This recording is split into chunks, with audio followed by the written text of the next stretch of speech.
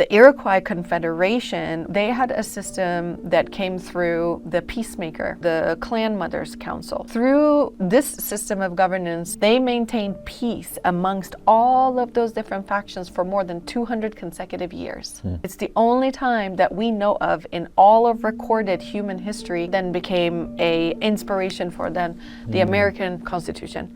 Except they took away the Clan Mothers Council. They took away the thing that made it work. Right. They kept all this other stuff and they took away like the essence, the heart. We are now all seeing the collective results of that.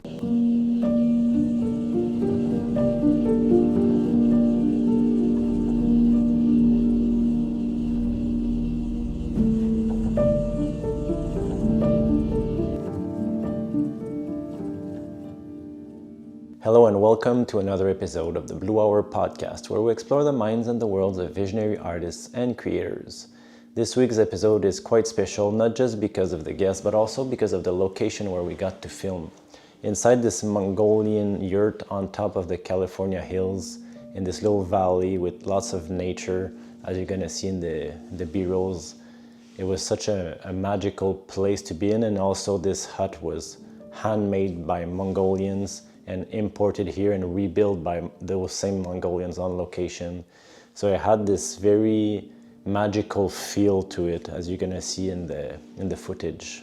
And sitting with me in this yurt was Bita Zahedi Majd. Bita is the founder and executive director of the Aluna Alliance, an Indigenous-led biodiversity conservation organization. She walks a unique path between worlds with a background in environmental policy, anthropology, and legal advocacy.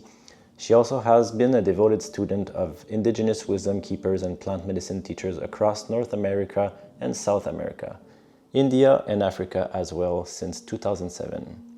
She describes herself as a lifelong student of life, fiercely dedicated to the protection of our fresh waters, forests, and consciousness of the earth itself. But before we step into this temple, I have a few announcements to make. For all of those who applied to the Visionary Rose gift, we have now found the winners and we'll be announcing them live on an event that's going to be broadcast on Instagram Live.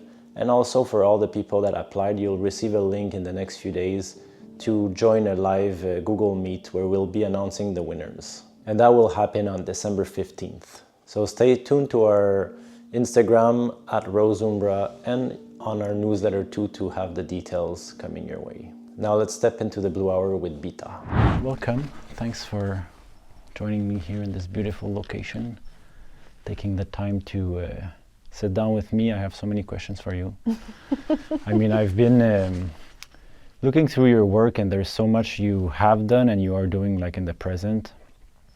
I think a good way to start with I'm curious to know how, I guess, your spiritual journey and your connection to the land became reinforced, like when you were, I don't know, what age, and how did it all begin, this journey you're on? Well, first of all, thank you for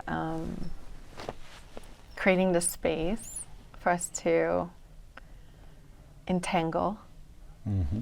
And for this question, it's a really good question. It's a relative question. You know, I can go back to previous lifetimes as the origin point of my intimate relationship with land.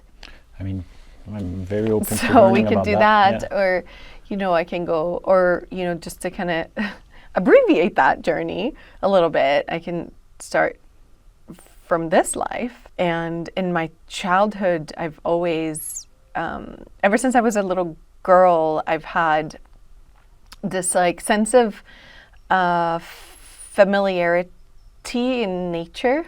So being out in nature, being out in the snow, being out in the mountains, being out in the ocean, in the forest has always been my natural element. And which is funny to say, because that's ultimately everybody's natural element. But for me, it was always more familiar than being in other spaces. And when I was around 6-7 years old, I had this deep, deep relationship with this forest near where we lived in Sweden at the time where I grew up. And there was this magical forest in our area where I would just go and spend all day, and my mom would just let me roam. I was like one of those free range, free roaming children back in the mid 80s when the world was still analog. There was no digital world. MTV was just launching, it was like still listening to cassette tapes and vinyl records. And I just remember that world, having phones that had wires connected to the wall or, to a actual phone device. And just kind of that world is the world that I grew up in, like elder millennials. And so that's what children did. That's what kids did. There was like cartoons on TV an hour a day or only on Saturdays or something. So we weren't, passively receiving entertainment the way children are today. We were very, very active. And so I would go and roam in this forest in Sweden all day. And I just come home like when I was just too cold or it was too dark, and my mom wouldn't really question it. And when I was in this forest, I was by myself, which, in today's reality, that seems like such an irresponsible thing to do to a 6-year-old child. But in the mid 80s in Sweden, it was, it couldn't be safer. It was probably the safest place to be. As I was roaming around this forest and getting to know this forest, I developed this deep relationship with this particular part of this forest, and I would commune with the spirits in the forest and the elements in the forest. And I developed a relationship with the flowers and the berries and the trees and the rocks. And I would climb and I would run and I would be in this deep, playful relationship. And I think that did something that made an imprint on me in terms of how my life then developed in service to nature, to our ecological habitat, and then later in a deeper sense into our relationship with land and our spiritual connection with land, and sort of all the work that I have done and am doing and will do in continued service to reverence of that. But my most vivid memory is of this beautiful, pristine, kind of intact, old growth Swedish forest full of the fays and these beautiful ancient spirits of the land over there. And I'm forever grateful for that time in my life. And I was in a session with one of my quantum healer oracles, and she said, that forest still remembers you. It remembers that spirit, that little girl spirit, and it kind of made me aware of the fact that when we interact with nature, it's not a one-way relationship, even though it seems that way, and they can't necessarily talk back. We make an imprint on them, and they remember us, kind of like how our house plants can remember us. So yeah, I think the short version of that answer is that it started in my early childhood, and being just like a free roaming wild spirit out in nature in all the different seasons. Yeah. It's funny, I can relate to that so much. Like as a child, I was born in Quebec, and we had a big forest behind our house, and all of my best memories are just creating adventures in it, Also alone or with a friend or with my brothers and sisters, but there is this childlike quality to be alone in nature that is unlike any other experience I find. So would you say that at that age already it was preparing you for the next chapter of your life, which you would just kind of reinforce this connection? Or like, what would you say was the next important step in that journey as you were growing, older and more self-aware, perhaps? I don't know. I think that deep familiarity and relationship and connection to the natural world, it stayed with me as I grew older and started to go to school and started to learn more about the world and ingest more sort of academic knowledge. And then in my early teenage years, still in Sweden, we were, when I was 15, between 15 and 16 in Sweden, you have to do a mandatory internship at some sort of a profession. You choose some sort of a workplace, and then you go and spend like a whole week at that workplace with a professional, and you get to have work experience. And it's a really beautiful way to give teenagers a sense of the world. And the first place I chose to go to was the local courthouse in Gothenburg where we lived. And I thought I wanted to get into law. So I went and I interned with this lawyer, this man that was like, yeah, I'll take on a teenager to come and follow me around all week. And I got there and I was just all excited. I was like, wow, this is so crazy. And this is so, wild, and big. And then I got there and this man, this lawyer was so unhappy. He was so miserable. He was so just not inspired by his profession and his career and his job at all. It was just like this burden for him almost. He just was this dry character, and it completely turned me off from pursuing the legal path, because I was like, I don't want to do this if this is how you end up. And so I was like grateful for that life experience. And then the following year, I chose to go. I was like, okay, well, what else can I do in that same vein? Because I was always interested in, how everything is structured in reality, in the world, in life. So then I chose to go to the Swedish Parliament in Stockholm, in the capital. I can't remember exactly the details of how it happened, but I ended up with this Green Party politician that I kind of shadowed all week at the Parliament. I was, to the contrary of my previous experience, I was so inspired and fascinated and enamored by what people were doing in that building on behalf of the environment, because this was the Green Party, right, in Sweden at the time. This is like mid to late 90s. Yeah, mid 90s. And I was really, really inspired, and I started to educate myself on the issues that they were working on. And at that time, the term sustainability was just being used. It was very new. And it was sort of foreign to most people, and everyone felt like it was this fringe concept. Like, what do you mean sustainability? You're a bunch of hippies. Like, what is that?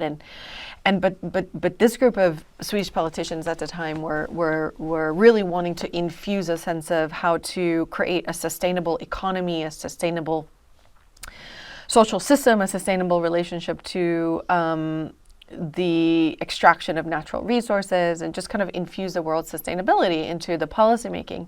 And I was fascinated by that. So I started to educate myself on these kinds of sustainability issues, and very quickly got drawn towards joining the Green Party as part of their Green Youth, the Young Greens, they're called, the Green Youth movement of the political kind of at that faction. time, you were what age around? I was 16. So you were, what the main thing that attracted you about this is the kind of power you could have through politics to actually have change and protect that kind of nature that was part of you all your childhood, and that finally you started maybe to become aware of the degradation and all the things that are being abused, the abuse of the nature, and that actually now you could do something about it? Exactly, yeah, because what happened was I started to be, my eyes started to open to what is being done to nature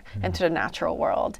And the toxic waste and the pollution and the extraction and deforestation and over-harvesting and species extinction, like all these issues are different ways in which the Earth Mother was suffering. And to me, that I took that personally. To me, that was like, my family is hurting, is being damaged and hurt. And so that the warrior spirit in me, which has always been really strong, wanted to do something about that, to protect, to defend, to be a voice for my natural relatives. So yeah, that was kind of why I wanted to. I felt called to action. I felt called to step up and to use my time and my education and my talents and my skills, my intelligence in service to that. So that's why I then joined, and I very quickly advanced inside of that system to the national governance body of the youth faction of the Green Party. And from there, I leaped into the actual Green Party itself and started to interact with adults because I was a teenager, right? And so as I was 16, 17, 18, 19, I just got deeper and deeper involved in the various issues, and not then just in Sweden, but also on the European level. And at that time is when the European Union was being formed and expanding, and there was a referendum held in Sweden whether we should join or not. And as environmentalists, we were against that for various reasons of, being against centralization of power. It's never good for the environment. And I even went on a UN mission on behalf of the Swedish government, like the week before I graduated high school. And that was my time in that. That's sort of how my connection to the natural world continued to inspire me. And I eventually quit and left the political movement as a very young activist, because I started to see that the powers that we were up against were just so magnanimous. And we were these tiny little ants trying to push these giant boulders straight uphill, and we were just getting nowhere. And I felt really disheartened by the amount of effort that we were putting into crafting a bill or crafting the language of a particular policy, and putting so many votes into how every sentence was going to be structured so that it was equitable and truly sustainable, and then get it passed on the different levels of, within the political system, only to reach like a final vote where it would just get shut down. And it would get shut down. It would get shut down. Get shut down in the Swedish Parliament. It would get shut down in the European Union. It would just get shut down. And I would see like months of hundreds of hours of work and devotion that so many people would put into, this piece of paper, and it would just go nowhere. And I quickly realized, like, this isn't efficient. We're not getting anywhere.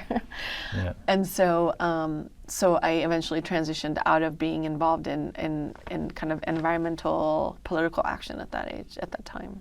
Okay. And did you already at that time that you quit have another project, kind of, I guess, facing a wall that, the bureaucracy and the slowness of it all, and also did you already were thinking of something that could make a difference at that age?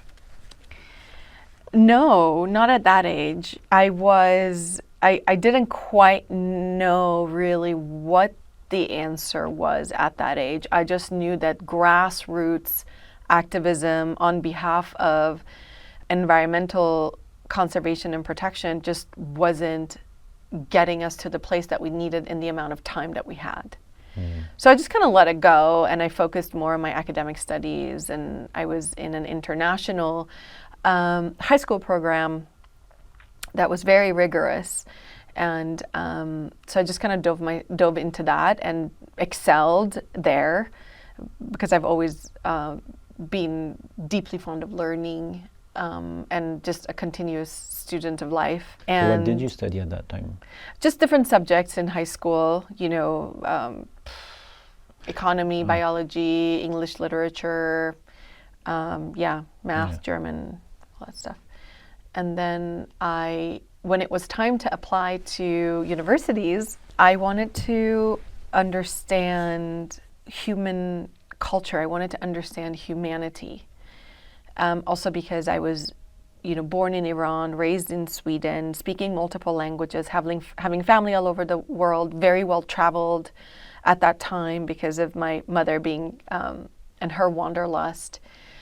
Having family in many parts of the world, having my mother in Sweden, my father in California, I wanted to understand the essence of what made us human. So I studied anthropology, which is what one does, and I studied social and cultural anthropology for the following 6 years in England and in Scotland and in Sweden.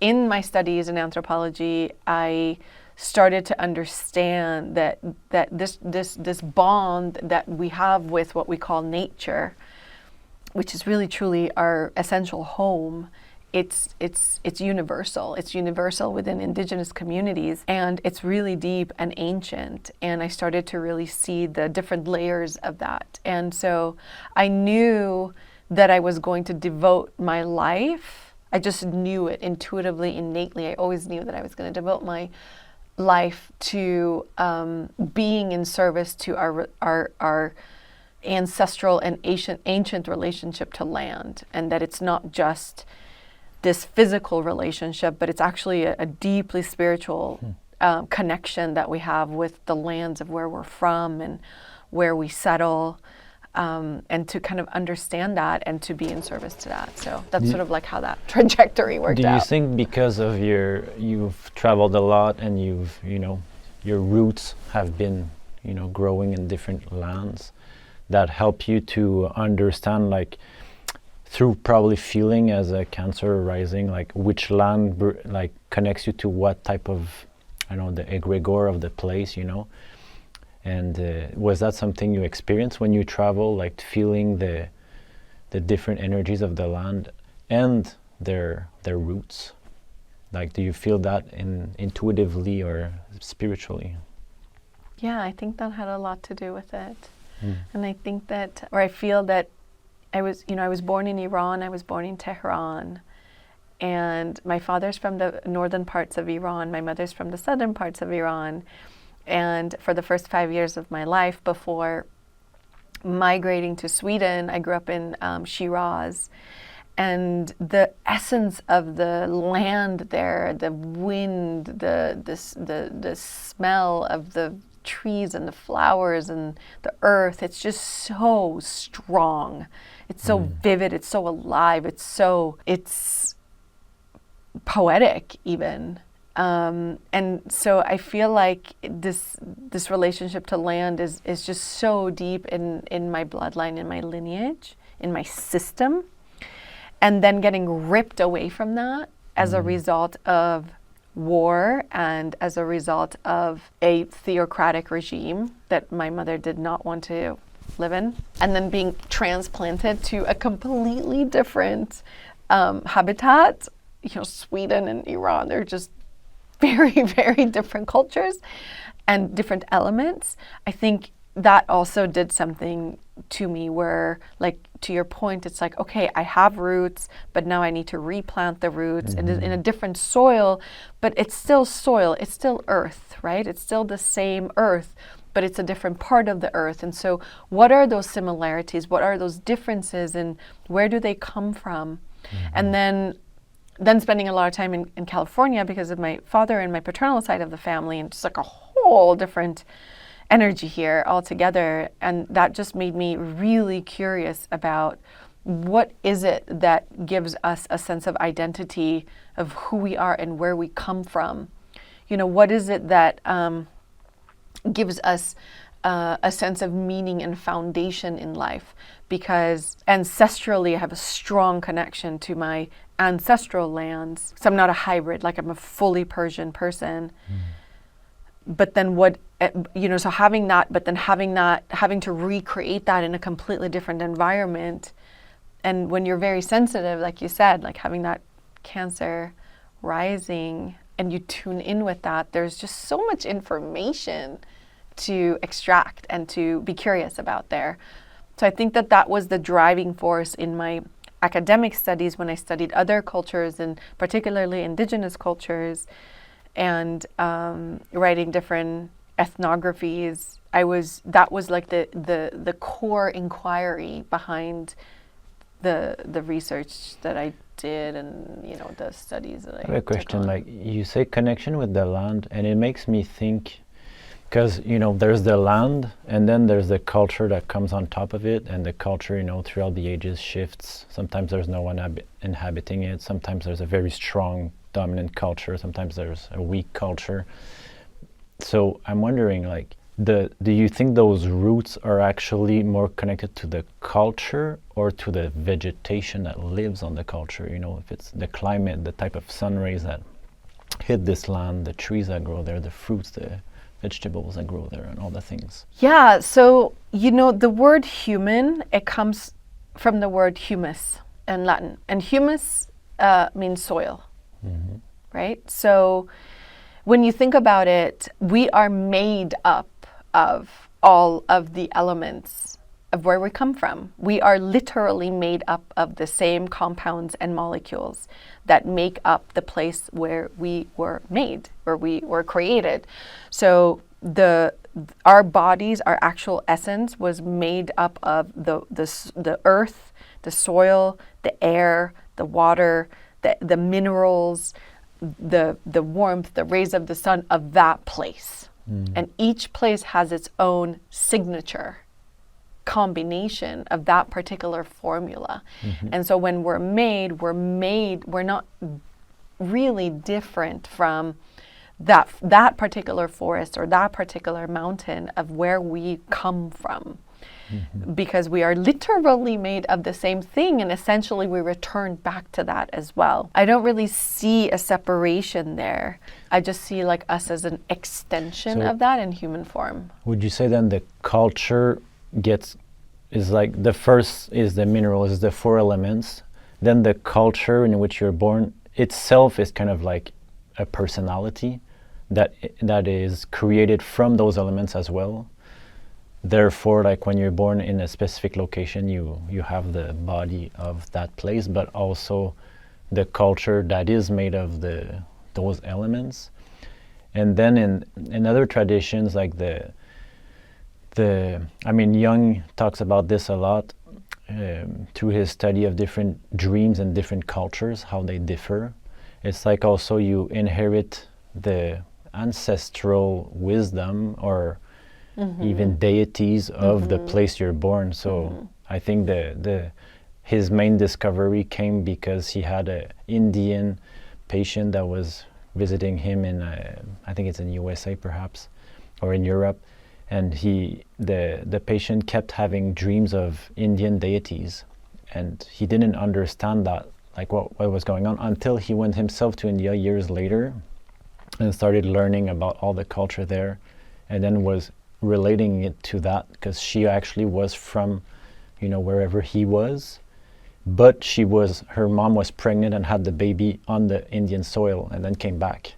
So she's not from there, but she was there for a few days, and because she was actually literally birthed into that soil, she inherited all the collective imagination of that place as well. So it's almost like there is different kind of layers of cultural inheritance depending on where you're born.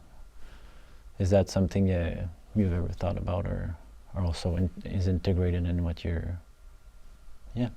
just your thoughts on that?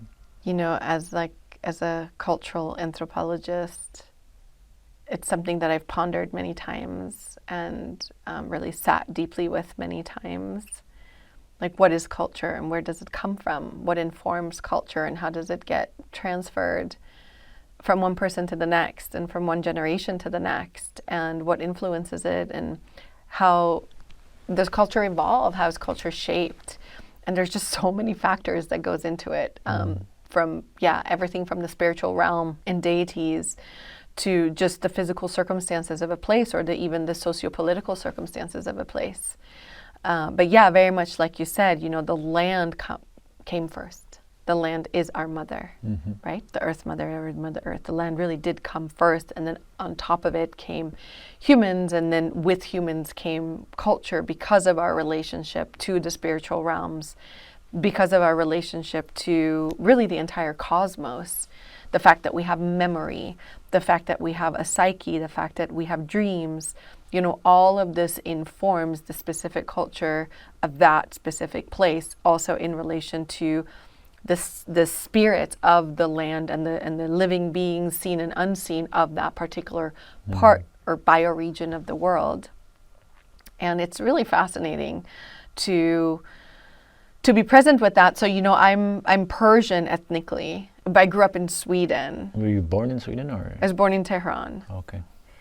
And I grew up in Sweden, and I also spent a lot of time in the United States, right? So Iran is a Zoroastrian country that became a Muslim country and now is a theocracy. Sweden is, has always been this in its ancestral history, it's pagan, Viking, kind of Nordic culture, and now it's sort of like this modern Scandinavian world. And then United States is, its own experiment, which is this hyper-capitalist, individualistic culture predicated upon genocide and slavery. And so I grew up in that triangle. I grew up going back and forth in that triangle and speaking all those three languages fluently as my mother tongue, and noticing the way that my thought patterns, the way that my attitude, the way that my perspective would change based on the language I was thinking in, or I am thinking in, based on the location that I'm in. And so there's so many factors that goes into what defines a culture, and how does it mold, how does it shift and change and evolve as different humans incarnate in and out of that particular culture. And in this age that we're in right now, it's really hard to be a purist because we're so commingled, we're so interconnected. There's all kinds of new lineages and new ethnicities being formed. You could have your dad's from Japan, your mom's from Somalia. It's like, what kind of, what is that? And so so now we're in this really interesting phase of humanity where we're all cross-pollinating in fascinating ways that we never did before to this degree. And there aren't very many cultures that are intact anymore the way they used to be because they couldn't really travel the way we travel today. So it's a deep inquiry, this question about culture. But do you feel all of that you're describing as if everything is blending together? It feels it's a trait of our times, of our changing times.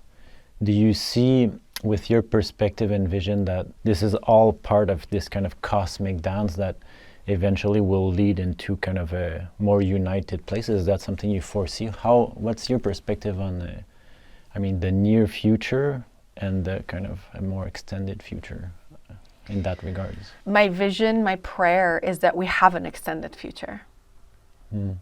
Because right now we are at the precipice of not having one. And that's a real reality. I was talking to a friend yesterday, actually. I was in Costa Rica yesterday. I was talking to a friend who's a phenomenal intellectual visionary. And he was saying, we know that at a 3-degree temperature rise on the planet, 3 degrees Celsius average temperature rise of the planetary climate, we lose about 200 species a day because of the impact that has on different ecosystems. Right? So that's a 3-degree increase in temperature. If all of the ice sheet in the Arctic melts right now, which is what it's on its way to doing, the rate of the glaciers melting and the ice sheet melting right now, it's completely unprecedented. It's shocking. It's totally shocking. By 2040, we are at a 12-degree Celsius temperature increase.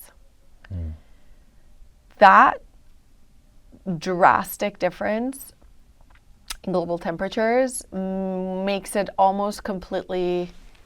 planet almost completely uninhabitable because of the rate of extreme weather that it will cause and how that will affect atmospheric oxygen. And so I really hope we do get to see how this intermingling of cultures will pan out over the long term, and that we get to have a long term, and that we get to wake up right now to the reality of our shared home. It's I like to look at astrology. I don't know, it's almost in my DNA to kind of zone out and see the bigger picture, which kind of evolves over 2,000 year cycles. And that's, there's the big year, I think it's like 26,000 years. Mm-hmm. And a lot of traditions agree that we are on the threshold of a kind of new chapter in the age of Aquarius, basically, the bigger age of Aquarius. And apparently that every big age has a major cataclysm, a kind of reset, not just of the way we think, but also of Earth itself. Continental drifts and the magma kind of emerges from the core to make everything drift and to basically renew everything. And from our, I guess, ego perspective, this equals death, right? Like, really. But do you think it's almost necessary to reset or do you share this perspective that the Earth itself resets every few thousands of years? Is that something that you share? I mean, to me, it's irrelevant. To me, that 26,000 year precession of the equinoxes cycle and the fact that we're in the Kali Yuga and the fact that we're inside of, all these different transitions of the different ages, from an ecological point of view, it's irrelevant. Because if we, through the impact that we're having on the planet, by over-consuming and living beyond our means, living beyond the capacity of what the planet can sustain, if through that we are causing destruction and devastation for more species than our own, then it doesn't matter if the Earth is resetting itself, because we are actively participating in the destruction of something that is ultimately a sacred gift of life. Yeah, and not ours to destroy either. And not ours to destroy. And at the same time, like what you're saying, this is also a massive opportunity. This is an opportunity. It's like if we all really woke up and realized what's going on and the severity of it, the severity of the long-term impact of it, and all shifted our mindset, our consciousness, our lifestyles, our decisions, our priorities, our values to be united, to be in this unity field of consciousness as a human family, then this is that opportunity to reset and to embody the age of Aquarius and to ascend and elevate our consciousness and to access a higher way of being, a higher way of experiencing interconnectedness and life. If a critical mass would do that, and I sometimes have hope. It's like that quote from the extraordinary Indian writer Arundhati Roy, it's like on quiet days I can hear her breathing this new world. I'm paraphrasing her quote, but on a quiet day I can just hear that new way of being whisper in the distance. So we're at this crossroads of either complete and utter destruction and decimation of all life, or at this kind of gateway of creating heaven on earth, creating nirvana inside of samsara. And that is why these kinds of conversations are so important, and these kinds of convergences are so important. And your audience watching this, listening to this, and the kinds of inquiries that they're carrying around is really important to pay attention to and to highlight, because without that, we're just lost. We're lost inside of the chaos of all this change that is happening, and it's inevitable at this point. I feel like you have a Cancer rising. I also have 3 planets in Cancer. Cancer for me is in astrology is the 4th house. It's the inner world. It's the connection to everything, basically. Everything that is not outer. So often we identify ourselves with our outer shells, our personalities, and everything that we do in the world. And I think a big from my perspective, a big part of the problem is the disconnection from our feminine selves, which is our connection to nature itself, to our mothers, the women around us, and the mysteries of the feminine energy, basically, that has been kind of repressed collectively and put forth into, put our career first, put our ambitions first before like our inner world, which if we were connected to, you could never, act violently or because you would know that you're hurting your own self, right? So like I see this kind of like almost a trend that, the feminine energies are re-emerging, the feminine voices. We're still at the beginning, obviously, like there's still a lot of work, and you can see it through the state of the USA, but there is still a lot of work to be done. But I feel like this is almost the divine feminine shaking up the earth, being like, okay, like wake up everyone, like last call, like if it's not now, like it's too late. But I do see a lot of the voices of the feminine. Like for me specifically, I've had almost an inner guidance from this feminine voice, which was really like only accessible in silence without having to kind of express anything externally. From your perspective, is that something you've experienced, witnessed? What do you think about that? The awakening of the divine feminine on planet Earth. Sure. Yeah, I mean, it is true that, and we know this because we see this, cultures that are connected to, like what you're saying, a more feminine embodiment of our relationship to life. Those cultures thrive. Cultures that have, are centered around a matriarchy, they thrive. They have less violence, they have less conflict. There's just more interconnectedness and care in those cultures. And we see that throughout history, all the way back to the Zoroastrians and the ancient Egyptians, and the different matriarchal systems within those particular cultures. We see that in Indigenous communities where women are the central role, they play a central role and have they're sort of like a key element to upholding not just the family, but also the village and the community and the nation. So from that, we can deduce that that is a more quote unquote natural way of relating to life, that there is an essence about life that is inherently feminine.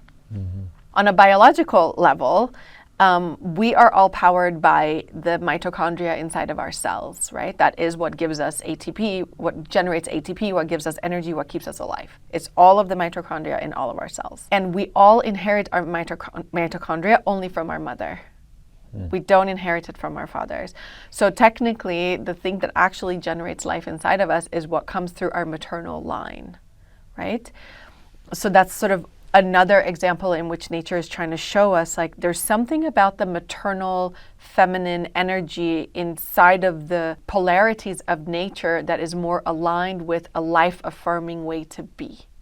Not negating the masculine, but there is, when we come into harmony with that, then there is this kind of inherent algorithm that flows within the intelligence of life.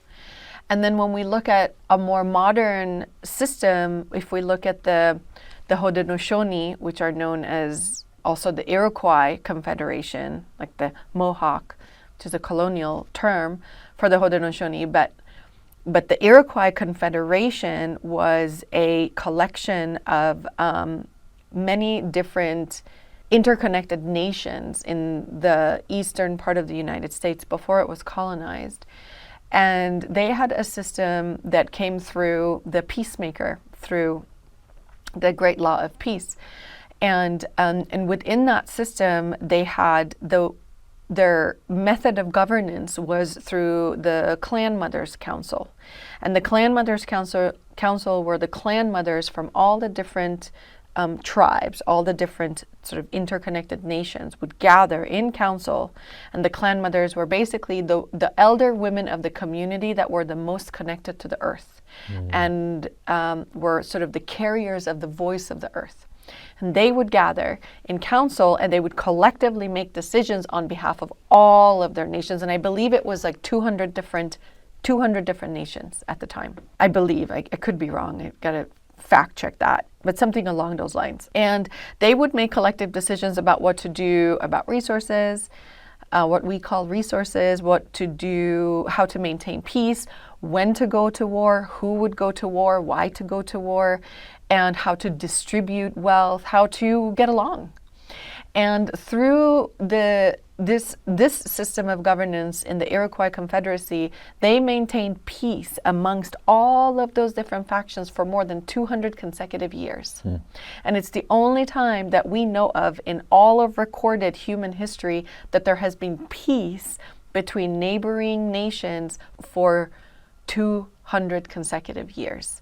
And then the Europeans came, and they just, completely destroyed everything from the inside out as a result of, their ignorance. And however, they didn't completely eradicate it. So we are able to still learn from that. That then became a inspiration for the French Revolution and the French Constitution, which then became an inspiration for then the American Constitution.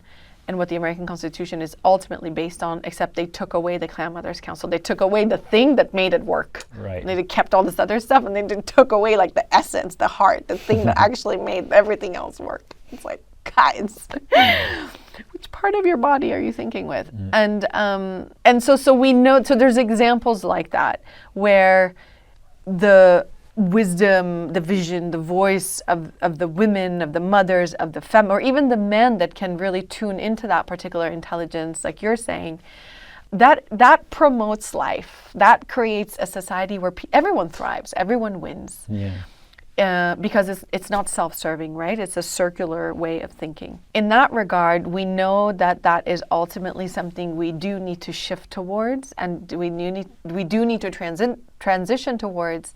It's just a matter of, well, what does that look like from where we are now? We know we are all now inside of the consequences and side effects of patriarchy, genocide, colonialism, and capitalism. So the combined negative effects of all of those ideologies and mindsets that are all very much out of tune with the intelligence of nature, we are now all seeing the collective results of that. We are seeing the polycrisis, the meta-crisis that we're in on a planetary level, the climate crisis, the extinction crisis, the humanitarian crisis, the spiritual crisis that's happening for a lot of people, despite all of the technological advancements that we've also made. We see that as a result of this disconnect with the inherent intelligence of life, with our sacred connection to that which brought us here and that to which we return. If we take all of that and we reverse engineer it, we can see that, well, then that's what makes sense, right? That is the way we should be going. And then we look at what's happening in our dominant culture, and it's going in the exact opposite direction, towards right into the iceberg. But I feel like that's what I'm saying. In the end of time, it feels like the extremes get more polarized, but the more you go this way, the more you can see that the solution is actually this way. It becomes so obvious. Great. So that's what I'm seeing, is like it's going so much this way, so that like you cannot not see that this is not working. Like it's so obvious that it needs to be rebalanced. It's completely like it does need to be rebalanced. Yeah. And it is, it is being rebalanced. The fact that there are men like you, the fact that there are a lot of men like you that are seeing this, the fact that there are a lot of women that are seeing this, that people of all genders are starting to awaken to that. And that's happening on the human level, right? On the humanitarian level. It's really more in the dominant culture and control systems that's going in the wrong direction. Yeah. But on the human level, people are starting to, because it's like, this is the design of life. This is how things are in their balance. So how could we forget that? How could we disconnect from that? Like, we'd have to be so disconnected from ourselves to somehow go against that innate instinct. It makes sense that like you're saying, the Council of Women that are naturally more connected with the feminine Gaia, that they would have more to say in what we should do with, all of that, and that men could be more of the protecting, so that make sure that this doesn't not that the voice is heard. I feel like that's the right balance to have, and we both have both polarities within us. So I think with time, if this would be kind of implemented, we would naturally become more heart-centered, which for me is the balance between the feminine and the masculine.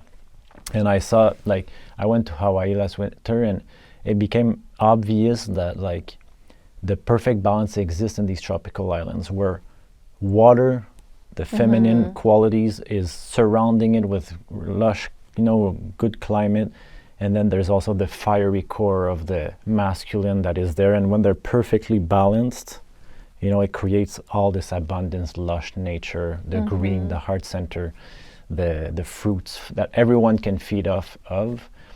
And this is the perfect example of how even nature is telling us the recipe for. But more practically, like, is there something you could tell us that we can do on a daily that could kind of bring this forward, make, step in the right direction, inspire others? Like, what would you say is a practical thing we can do? Yeah, that's a really good question. It's, when we think about what's going on in our common humanity, and what's going on in the planet, and what's going on in Gaza, and in these places where there's so much unnecessary suffering, what's happening to rainforests, to the oceans, etc., etc., etc. Everything that we're connected to. When we look at that, it can be daunting, it can be overwhelming. It's like, whoa, I don't know how to solve that. I don't know what to do about that. And then that can really give us a sense of like, we can feel paralyzed in the face of these enormous challenges and problems. And that paralysis can actually lead us into willful ignorance, where we're just like, no, that's not happening, or it's going to be fine, or we kind of go into a place of almost like cognitive dissonance, because like fight or flight, like we just or even fight or flight, or panic, or grief, or we can have all these kinds of unhelpful responses. And so, but before we can do anything about the external world, before we can be stewards and warriors for our planet, we have to be able to come into harmony within ourselves. That is really where everyone needs to begin. We have to work on ourselves and look at ourselves, and look at our own wounding, look at our own traumas and triggers, and our relationship to our own family members and our own roots. And where do we have aversion to that, or where are we, have we fled that, or we have, a negative relationship to that, because that's really the foundation of everything anyways.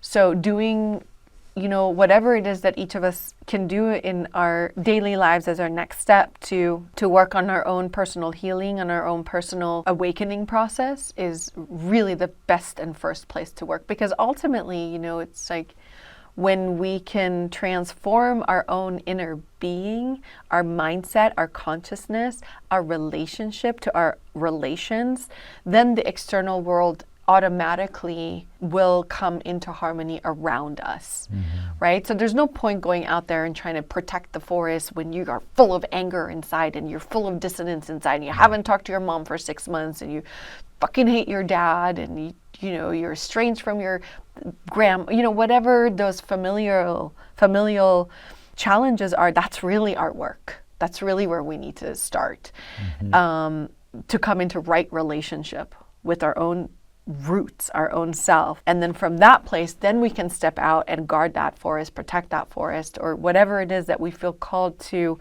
become a steward of, with not only integrity, but will have the spiritual power to be effective. And to do that work requires tools. We need tools. We need to learn how to accept. We need to learn how to forgive. We need to learn how to take responsibility, and how to be accountable for our human experience and our choice to incarnate in the specific lineages that we have incarnated. And from then, we will be able to see our path, our mission, our purpose, whatever that may be. It's not always environmentalism. Maybe it's to be an artist. Maybe it's to, be a gardener. Maybe it's to be a cook or a mom, or, it could be all kinds of beautiful forms of applying our human creativity. But we can't really get there without really looking at ourselves first and being like, where am I holding on to pain and suffering and anger and aversion and contraction?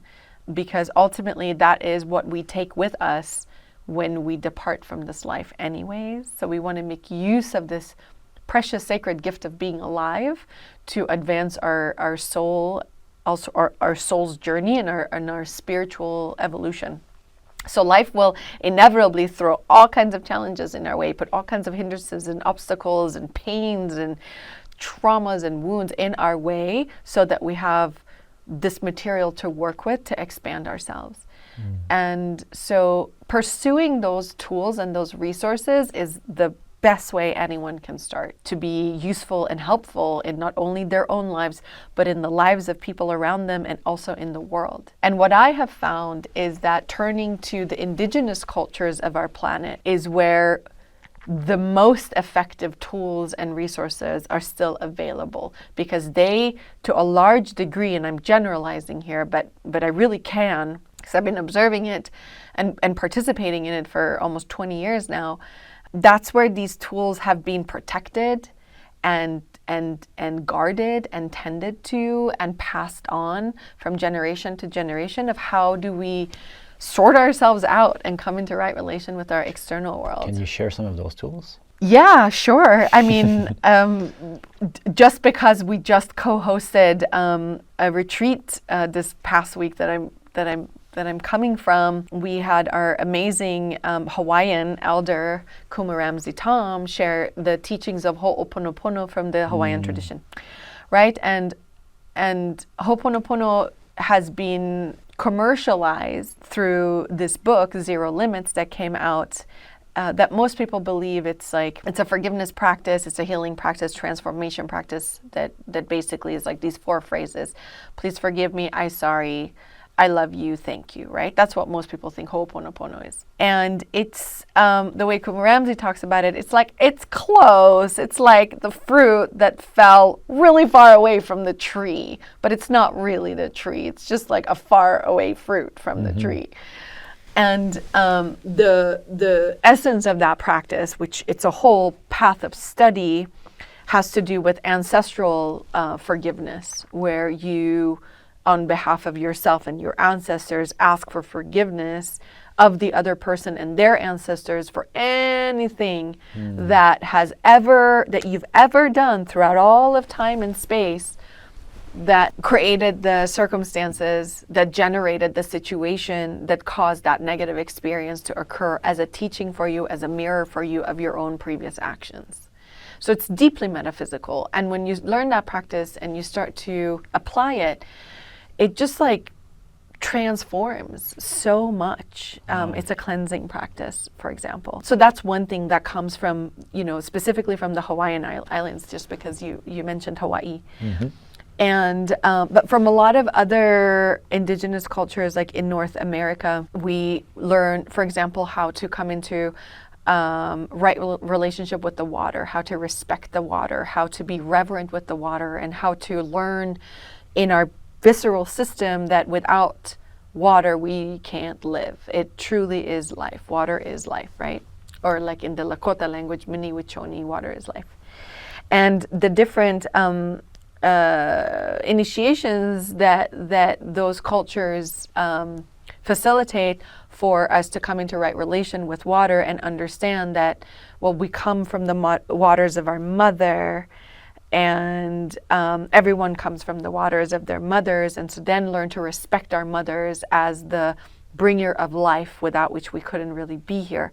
And from sort of that pathway, coming to a respectful relationship with both of our parents, because no matter how great or awful they were, at the end of the day, they gave us life.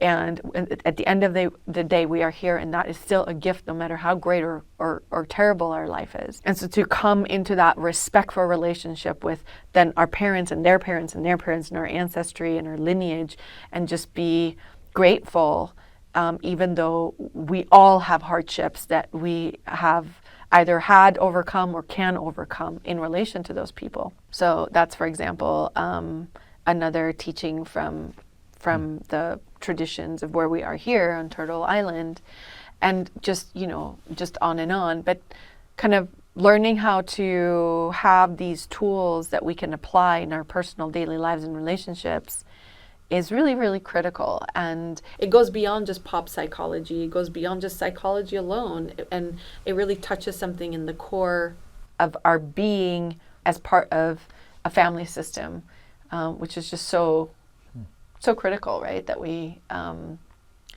put that first, and we understand that is our foundation. That seems so powerful.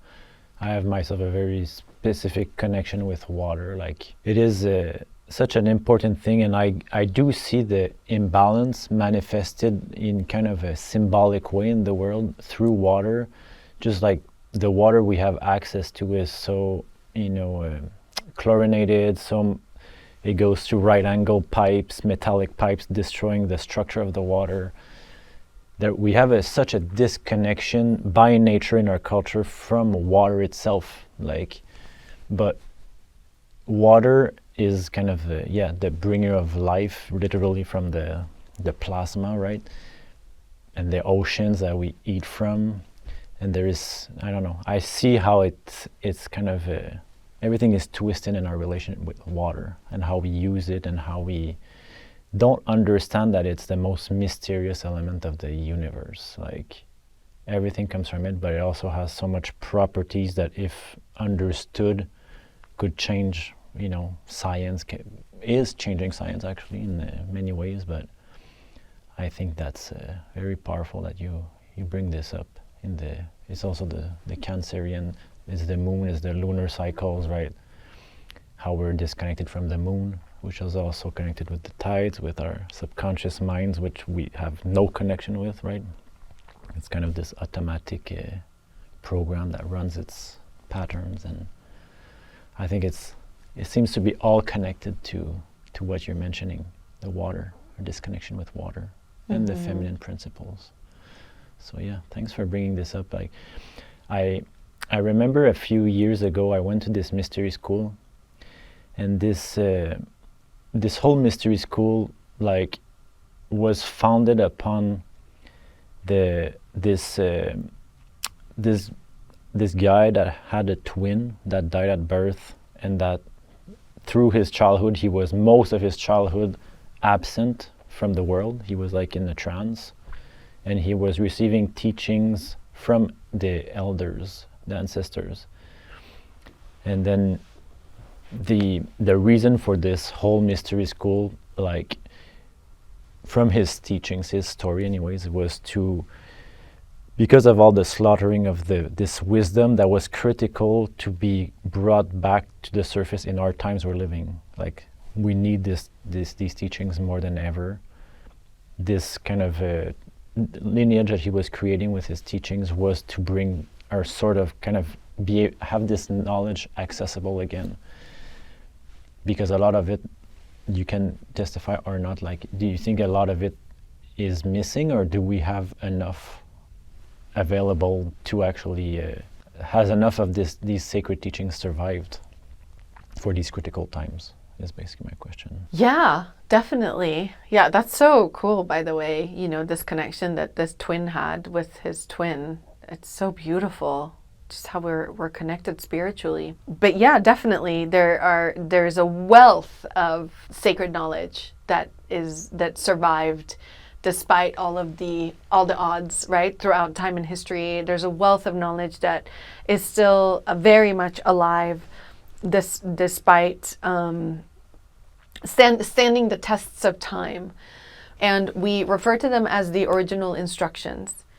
And they come from basically the different, more or less intact Indigenous cultures that all have very similar guides and like a manual for how to be human on planet Earth. And it's referred to commonly as the original instructions. And they're really simple. It's just really simple. It's not overcomplicated, right? That we, in our Western mind, we just overcomplicate things and we get so cerebral about what's just the great mystery in the present moment right in front of us, right? We can't grasp it. It's like, what is the present moment anyways? As soon as we think about it, it's already part of the past. The original instructions are really basic and really simple and rational and logical and heartful, and yet they contain so much wisdom and so much power, right? So for example, one of the most basic instructions inside of the original instructions is water is life. Water is life, period. That's it. That's it. Water is life, right? So what are the implications of that? If water is life, how do we treat water? How do we use water? How do we come into relationship with water? We think about, we flush our feces into, I'm just like, who came up with this? What is the role of water in our lives? How much water do we use? What do we use it for? What is the inherent spirit and technology of water? It's a whole study that is fascinating. The power of water, the consciousness of water, right? So water is life. And or for example, another teaching is to only take what you need. Just take what you need and leave the rest. That's part of the original instruction. So you walk up to an apple tree. It's full of trees. It's got thousands and thousands of, we walk up to an apple tree. It's full of apples. It's got thousands and thousands of beautiful, juicy apples on it. With our Western mind, we may think of, wow, I could pick all these apples, I could sell them, I could make all this money, and I could make juice, and I could preserve it, and I could just take, right? We have this like extractive mindset. But the original instructions tell us, just take what you need from that tree. Just take what you need. You need 5 apples? You need 10? How much do you need for yourself to sustain yourself and maybe your family? You need 20 apples? You need 5 pounds of apples? Take that. And leave the rest for everyone else to share, right? That's another. So imagine if that's the mindset that we lived on this planet with. Just take what you need. You want apples, you want water, you need to hunt an animal, just take what you need. You need to fish, take what you need. You can have it, but take what you need and leave the rest to maintain the balance. It feels like people have to come out of their towers, Yeah, it's kind of humbling. the first step is coming back to the tower, going to the land, and then actually going to the tree. Exactly. Before, because the grocery store is it's also distorted. A very disconnection. Yeah. So distorted. Another teaching is, and this one I find is truly the most profound and the hardest one for me to live by, is in every decision that you make, in everything that you do, think about the implications of that particular action and decision on the next 7 generations.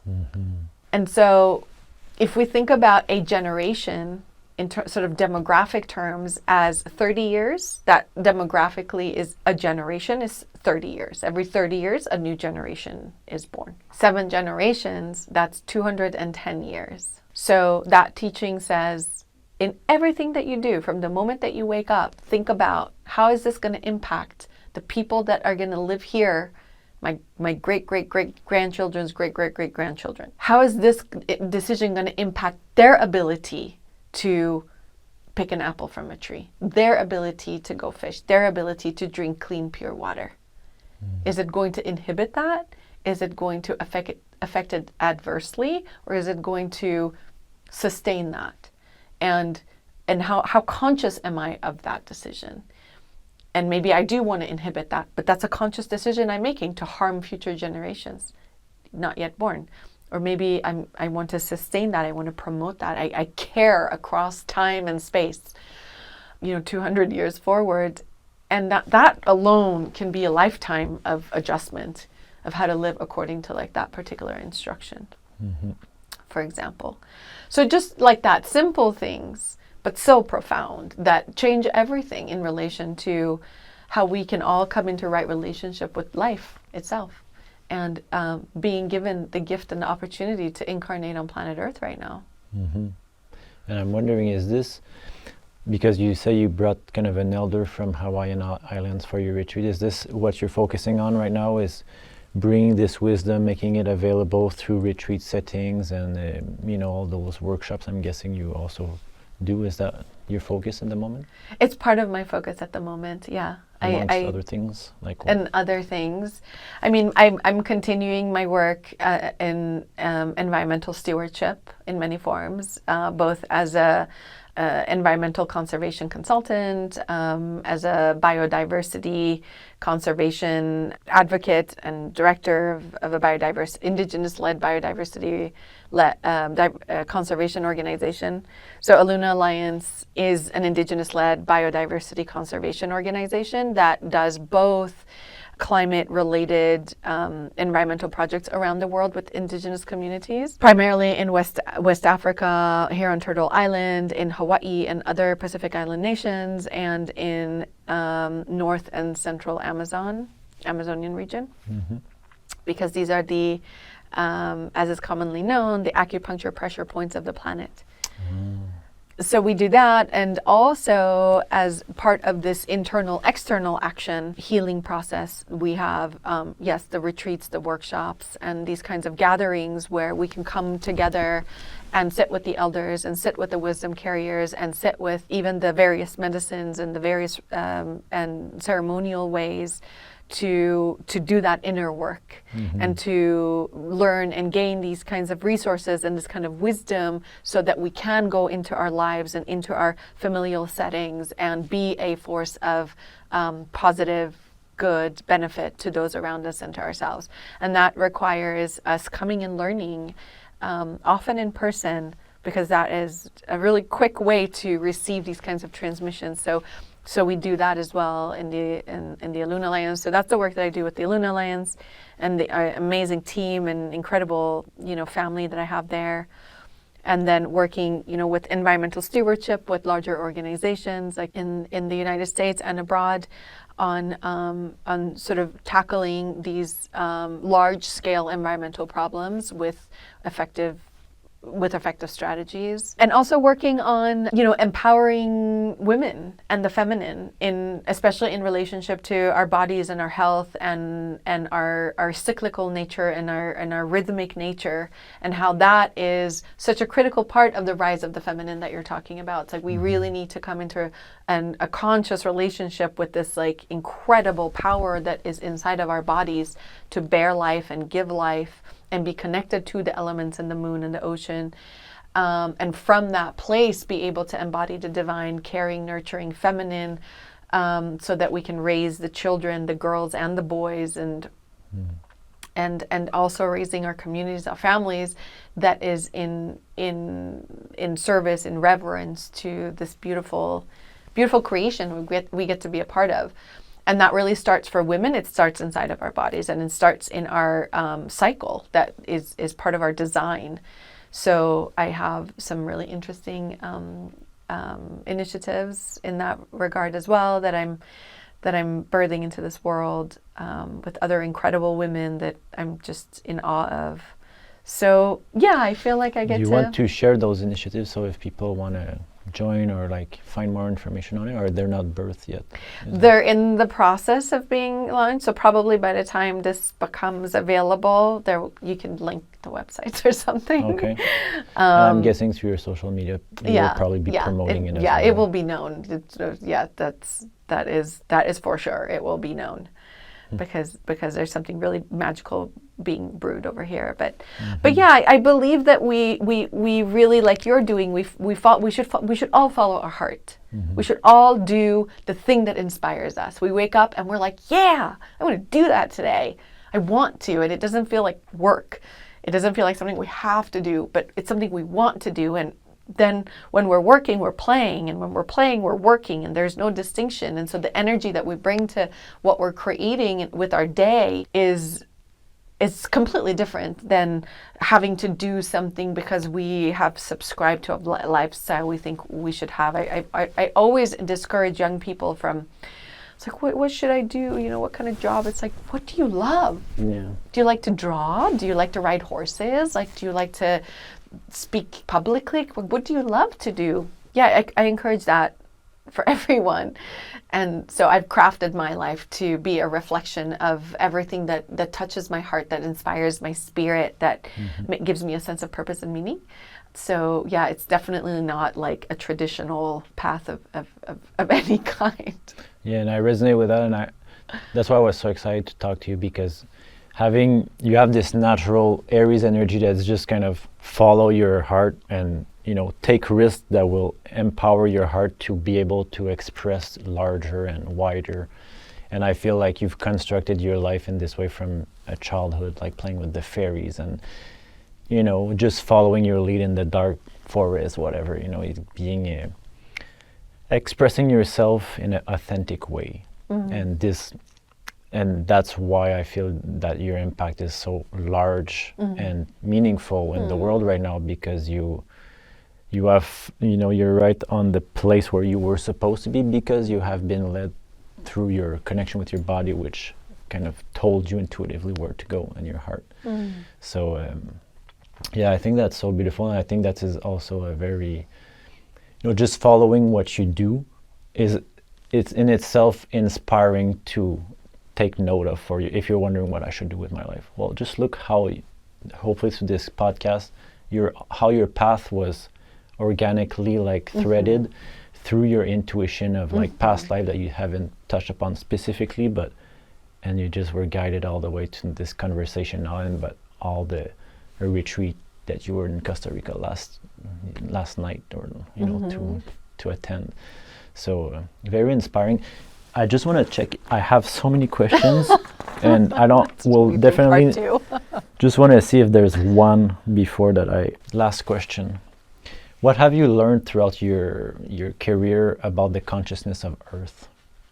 Like, it's a broad question, but I think to be able to detect the consciousness, I think it was awakened in you as a child, but how can people tap into this consciousness and find the tool that it's giving us at all times, right? That's a really beautiful question about a very beautiful force.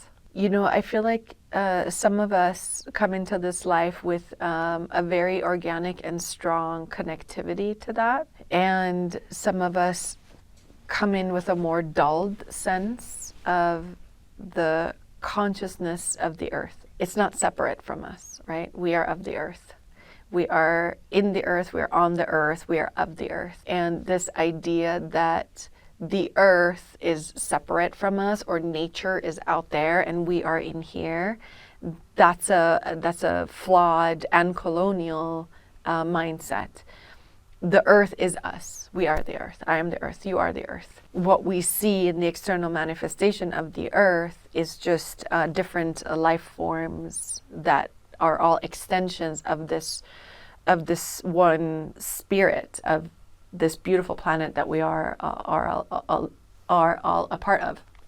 Having said that, I'm a big advocate of humans working with entheogenic plant medicines in a traditional Indigenous context and in a respectful and reverent way, in order to access these kinds of spiritual forces of this, the biosphere that we are all in together and of together. Because with our conscious mind, it's really hard to grasp something that's beyond conscious knowing. People who are sort of like a highly attuned instrument can attune to that through their heart, because our heart has a much more complex and advanced intelligence than our mind does, and also a stronger magnetic field than our brain and our cerebral parts do. And so some people that are a highly attuned, highly sensitive beings can connect with that energy of what you're calling this kind of consciousness of the earth, or the spirit of the earth, from their heart, which is really the strongest pathway. But to truly understand it multidimensionally and in a multisensory way, I encourage people in a responsible, safe, and capable, competent context utilize the beautiful gifts of the earth, which are the entheogenic plant medicines, to open up those channels within ourselves, those codes within ourselves, those pathways within ourselves, remove the obstacles and the clutter and the clogged up vessels that a lot of people are, just kind of clean that out so that we can come into a deeper listening to that. And when we do, we start to understand that there is other ways of knowing than just thinking. There's other ways of knowing than just hypothesizing. There's other ways of knowing than just feeling. And that we are multidimensional beings living in a multidimensional reality, and how to navigate that in a way that promotes more beauty, more kindness, and more love versus the opposite. And so, yeah, I mean, obviously spending time in nature as much as possible in as pure of a way as possible, like barefoot and without distractions or music, as much as possible, then we will remember, like we will come into a place of remembrance, because we are, it's just an extension of us and we are an extension of it, right? There is no actual separation. And so calming ourselves down to the point where we can connect to that is really an art, and also a beautiful adventure, a magical journey. And there are beautiful plant medicines that are coming forth at this time, at this juncture in our history, to assist and help us with that remembrance and with that re-indigenizing ourselves with the earth process. And I do believe that that is part of the leap, the quantum leap that we need to make if we're going to make it through the eye of the needle of the time that we're in, and into a more elevated place of the age of Aquarius, and ultimately into the Satya Yuga. And I know that that can be a controversial thing to say, and it's not accessible to everyone, but the Great Mystery has a way of making a path for us when our intention is sincere and true. So, yeah, I encourage people to start to cultivate that inquiry inside of themselves, and ask and make prayers and make that request of the universe, and see where those doorways eventually open. That's such a beautiful response, in the way that you replied to the question, but you also gave, like, in this answer, I feel like if the podcast was just this answer, I think it would have served all the audience, you know. It has many avenues, so I think it's a good place to end. And I really thank you for sharing all of this and taking time to be on here in the podcast. And I'm personally inspired by what you do, so thank you so much. Thank you so much, Elise, for having me and having this conversation with you.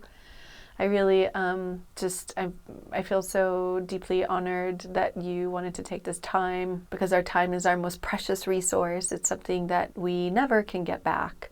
So what we do with our time is like the most important decision we can make in every single day. So thank you. And I really, my intention is that this conversation can serve as nectar for your audience and inspire them and ignite that spark inside of them to live their full divine potential here. And I'm excited to see where this continued journey goes for you too. Yeah. Thanks so much. Thanks for sitting with us in this Blue Hour. Hope that was enjoyable. If you did learn something and felt that this information was valuable, don't forget to like and subscribe. It's the best way to support the channel. And if you're watching on Spotify, leave a 5-star review. It's a little action, but that goes such a long way for us, as we want to expand and share these voices with the most people possible. And remember that this is not over. There's a part 2 coming next Monday, where Bita is going to share more practical knowledge that she's been transmitted from different conversations in her own path with elders and different tribes that she's been in communication with. So this is coming next Monday. And for the applicants of the Visionary Rose Gift, check your inboxes. You're going to get a newsletter soon about this meeting on December 15th, where we'll be announcing the 3 winners. Until next time, keep grounding your vision. I'm Alex Coma. Thanks for watching.